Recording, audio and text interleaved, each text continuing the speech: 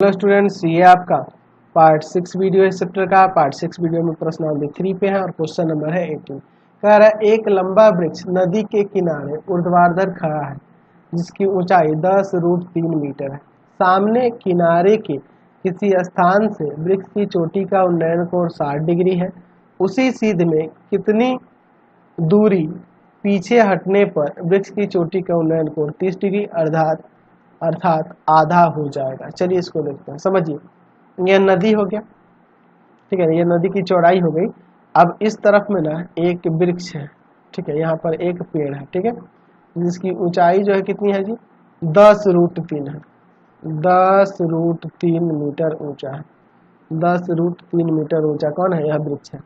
अच्छा, और नदी के सामने दूसरे किनारे से, यहाँ से जो वृक्ष की चोटी को देखा जाता है तो यहाँ से जो कोण बनता है वह 60 डिग्री का कोण बनता है। 60 डिग्री का उन्नयन कोण बनता है।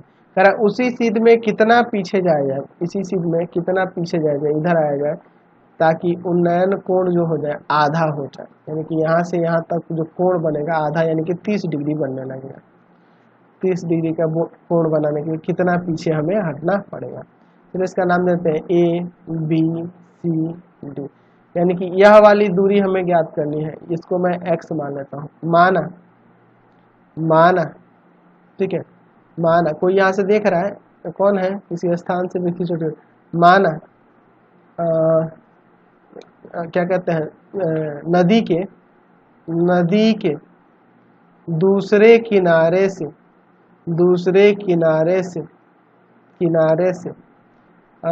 उसी सीध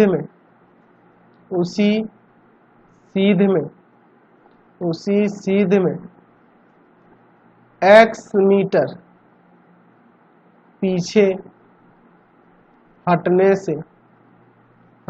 से कोण आधा हो जाएगा, ठीक है, कोण आधा हो जाएगा। यानी कि यहाँ से कोई व्यक्ति है, जो भी है, ये कितना पीछे हटाए यही आपको निकालना है।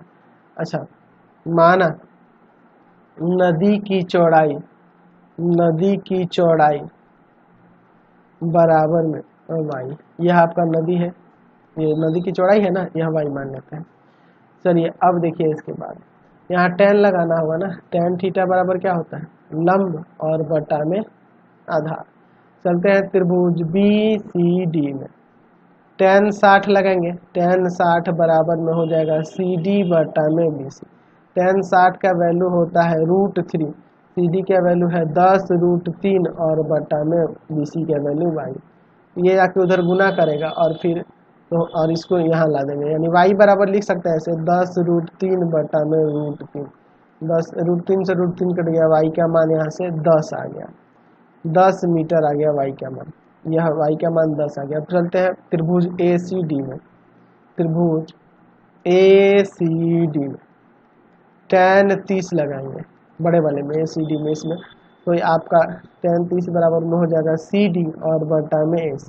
tan 30 का मान 1 बटा में √3 और CD का वैल्यू 10 बटा √3 और आपका AC है ना जी, AC का वैल्यू हो जाएगा x plus y. Cross multiply करते हैं, x प्लस वाई बराबर 30 हो जाएगा।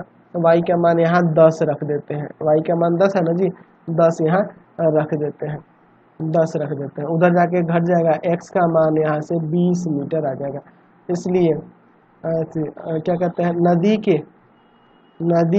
के दूसरे किनारे से उसी सीध में 20 मीटर पीछे हटना होगा।